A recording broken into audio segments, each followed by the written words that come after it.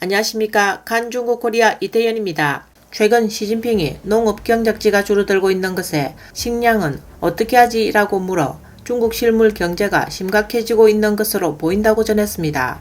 앞서 중국 상무부가 국민들에게 생필품 저장을 장려하는 문건을 각 지역에 발송하여 이로 인해 전국 각지에서 사재기 붐이 일어 한때 공황 상태에 직면한 적이 있었습니다. 그러나 심상치 않게 10월부터는 고기값보다 채소값이 더 비싼 상황이 자주 목격되고 있습니다. 최근 시진핑은 중앙공작회의에서 드물게 그렇다면 식량은 어떻게 하느냐라는 질문을 해 시민들의 토론을 촉발했다고 합니다. 중공관영 인민일보와 신화통신이 시진핑의 12월 8일 중앙경제공작회의 담화를 보도했습니다. 그는 최근 국토조사 결과에 대해 경작지가 여전히 줄어들고 있다라고 말했습니다. 이에 주목할 만한 점은 인민일보와 신화통신 모두 그렇다면 식량은 어떻게 하지? 라는 제목으로 신문에 게재해 중국의 식량 부족 문제가 다시 도마 위에 올랐다는 겁니다. 우한 폐렴이 중국에서 발생한 이후 전 세계로 급속히 확산하면서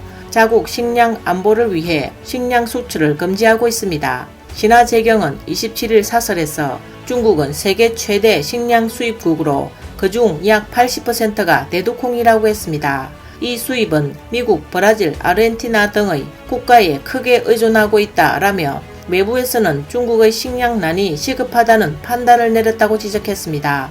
2019년 홍콩경제일보도 중국은 매년 1억 톤이 넘는 식량을 수입하고 있으며 콩의 대외 의존도는 80%가 넘는다며 최근 10년간을 조사한 결과 매년 평균 650여만 톤씩 늘고 있다고 보도했습니다.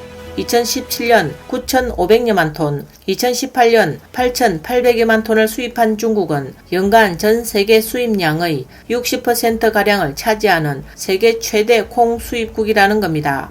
2021년에는 더욱 두드러지고 있다고 합니다. 중국 해관 발표에 따르면 1월에서 4월 중국의 곡물 수입량은 5,079만 2천 톤으로 전년 동기 대비 57.8% 증가해 2020년보다 수입 증가폭이 훨씬 컸다고 보도했습니다. 게다가 지난 6월부터 중국 남부에서는 폭우, 홍수 피해가 잇따랐고 곳곳에서 전기가 끊길 때 수력부가 기준치의 홍수 방지 대책을 수행하려면 댐 물을 방류해야 하므로 짝황이 좋을 수 없다라고 밝힌 바 있습니다. 올해 11월 초 중공 국무원이 발표한 식량 전략 행동 방안에서 2025년에는 빈접시 행동이 심도 있게 전개되어 식품 낭비 문제가 효과적으로 억제되고 낭비 반대의 사회 풍조가 널리 퍼질 것이라고 밝혔습니다.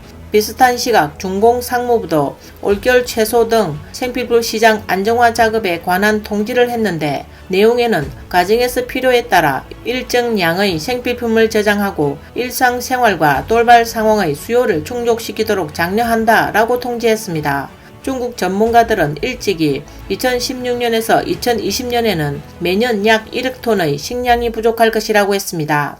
중국 사회과학원 농촌발전연구소도 2021년에서 2025년에는 매년 1억 3천만 톤의 식량이 부족할 것이라고 예측하는 보고서를 발표한 바 있으며 이 중 3대 주 곡물인 벼, 밀, 옥수수는 약 2,500만 톤이 부족하리라 예측했습니다.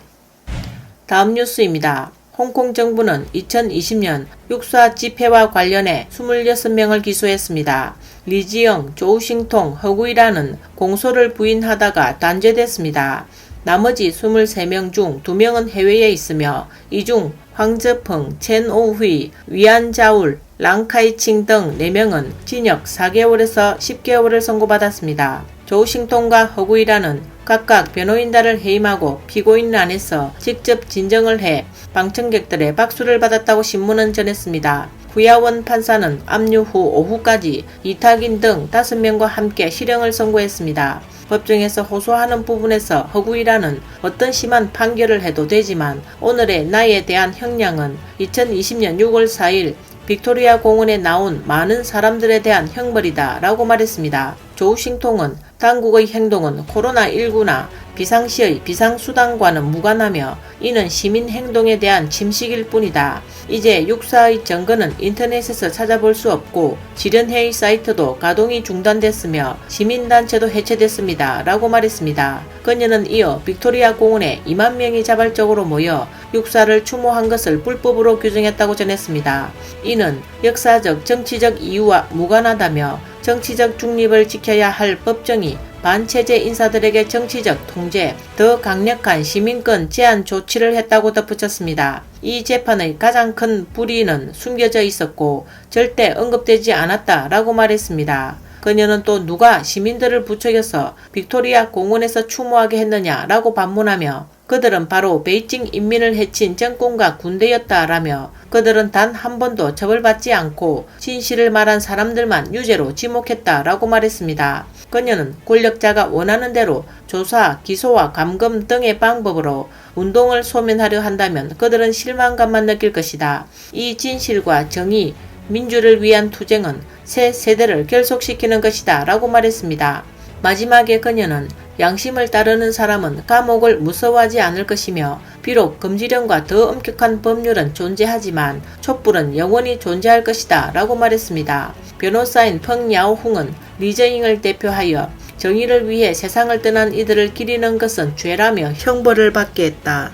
그와 육사의 피를 흘린 젊은 남녀들과 영광의 짐을 나누어 진상과 의리, 선량함을 널리 알리겠다라고 호소하는 내용의 편지를 읽었습니다. 리저잉은 신께서 피를 흘린 자들을 기억하시고 잔인한 자들은 기억하지 말 것을 빌겠다라며 희생한 젊은 남녀들을 기억하라. 그들의 열매가 구원될 것이다. 순한 자의 사랑이 파괴의 힘보다 더 크기를 바란다 라고 말했습니다. 재판부는 이 타긴에게 징역 14개월, 리저잉 13개월, 차이야오창, 조우싱통 12개월, 량야오정, 량진웨이 9개월, 허구이란 6개월, 후즈웨이 4.5개월을 선고했습니다.